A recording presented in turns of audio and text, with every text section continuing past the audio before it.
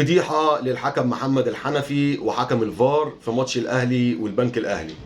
تعال نشوف كده اللعبة بتاعت الكابتن ياسر إبراهيم. ياسر إبراهيم هنا يا جماعة طالع يلعب الكرة بالهيد، المدافع بتاع البنك الأهلي شد وقعه على الأرض. طبعا المفروض حكم الفار باينة قدام منكم اهو وهو بيتشد واقع على الأرض.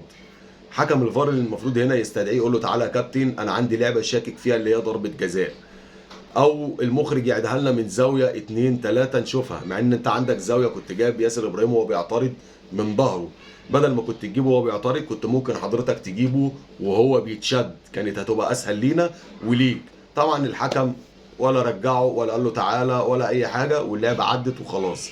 طيب ناهيك سيبك من اللعبه دي خالص، تعال نشوف لعبه الهدف، وعايزك تركز معايا كويس قوي. الكره هنا جت في ايد رامي ربيعه، مش هقول لك الوضع التشريحي للجسم ولا الكلام ده كله خالص. الكوره بعد ما اتلعبت وجت في ايد رامي ربيعه راحت للاعب البنك الاهلي زي ما انت ما شايف، خد الكوره وخرج بيها محدش اعترضه، ولعب الكوره شاطها جت في جسم لاعب النادي الاهلي وراحت للباك، الباك خدها جاب بيها هدف. يعني حصل اتاحه للفرصه.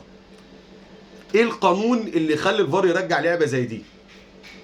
ده لو حكم بيحكم في الشارع مش هيرجعها، كرة مشيت خلاص في صالحك يا متضرر. انتوا بتألفوا قانون.